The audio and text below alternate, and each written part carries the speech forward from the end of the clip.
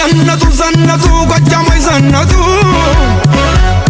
በቀጭኑ ፈትል ተሽከርክረው መጡ። ሰላም እንዴት አላችሁ ውድ ቤተሰቦቼ? ዛሬ በአዲስ ዜና ነው ወደ እናንተ መድረስ የፈለኩት። ይኸው ምንድነው በትላንትናው ዕለት በምዕራብ ደንቢያ በጨዋሂት ከተማ የአድዋ ወርልድ ቴኳንዶ እና የአካል ብቃት እንቅስቃሴ ማሰልጠኛ ማዕከል በተከታታይ ከ6 እስከ 12 ወራት ሲያሰለጥናቸው የቆዩትን ሰልጣኞችና ወጣቶች በሶስተኛ ዙር በቴኳንዶ ስፖርት ዘርፍ ማስመረቁን እንግዲህ ተመልክተናል ማለት ነው። በዚህ የምረቃ ፕሮግራም የአካባቢ ማህበረሰብን ጨምሮ እንዲሁም የተመራቂ ወላጅ ቤተሰቦች፣ ጓደኞችና ወዳጆች ተገኝተው ነበረ። በምረቃ ስነ ስርዓቱ ደግሞ ሲሰለጥኑ የቆዩ ሰልጣኞች ቴኳንዶን ከስነ ምግባር ይህ ኢቲክስ የሚባለውን ከማዋሃድ አንጻር እንዲሁም ደግሞ የተለያዩ አዝናኝ ፕሮግራሞች እንግዲህ በማጀብ ፕሮግራሙን አድምቀውት እንደነበረ በስፋት ተገልጿል፣ በተለያዩ ሚዲያዎች ላይ ማለት ነው።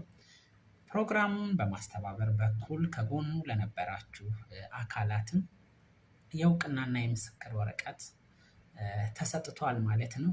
በዚሁ አጋጣሚ እዚህ ዘርፍ የተሰማራችሁ እንዲሁም ደግሞ የወረዳው ማዕከላት አካላትን ጨምሮ ማለት ነው እንደዚህ ወጣቶችን የሚያፈሩ በአካል ብቃት እንቅስቃሴ የሚያፈሩ ወጣቶችን ሳፖርት ከማድረግ አንጻር ወጣቶች አሉባልታ ቦታ በመሄድ የሚያሳልፉበትን ጊዜ እንዲቆጠቡ በማድረግ በኩል ሰፊ ስራ በተሰሩ መልካም ነው እንላለን። እንዲሁም በምትሰሯቸው አንዳንድ ፕሮግራሞች እነዚህን ወጣቶች በመጋበዝ ሳፖርት ማድረግ ይቻላል፣ መደገፍ ይቻላል። እነዚህ ወጣቶች የአካል ብቃት እንቅስቃሴን ከማሻገር አልፎ ለነገው ትውልድ ተረካቢ የሆኑ ወጣቶችን ከማፍራት አንጻር ደግሞ ትልቅ ድርሻ እያደረጉ ስለሚገኝ በዚህ አጋጣሚ የወረዳው የባለድርሻ አካላት የመንግስት አካላትን ማለት ነው እንዲሁም ደግሞ ግለሰቦች ልትኖሩ ትችላላችሁ፣ የምትችሉትን አስተዋጽኦ በማድረግ ስፖርቱን መደገፍ ትችላላችሁ የሚል መልእክት ለማስተላለፍ ነው። እኔም እንደ ጓደኛ እንድሪስ በምትሰራቸው ስራዎች ሌላው ምንድነው እንደ ጓደኛ የተሰማኝን ደስታ ነው መግለጽ የምፈልገው። እንድሪስ እንግዲህ የተለያዩ ቻሌንጆችን አሳልፈ ነው ለዚህ የደረስከው ማለት ነው።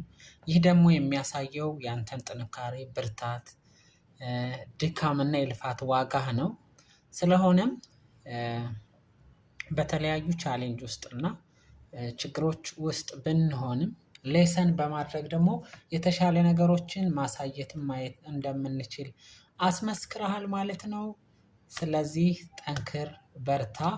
ይሄ ያሳየህን ነገር ደግሞ ጅማሬ ነው። ከዚህ የተሻለ ፐርፎርምም እንደምታደርግ እተማመንብሃለሁ። ጀግናችን በርታ፣ ወደፊት ቀጥል ነው ማለት የምፈልገው።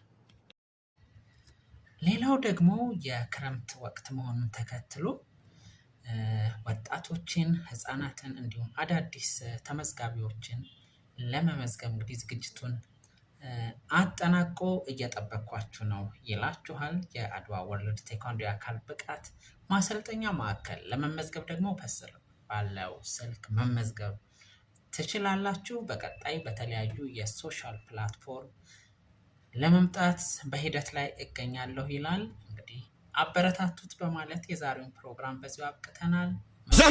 ዘነቱ ጎጃሞይ ዘነቱ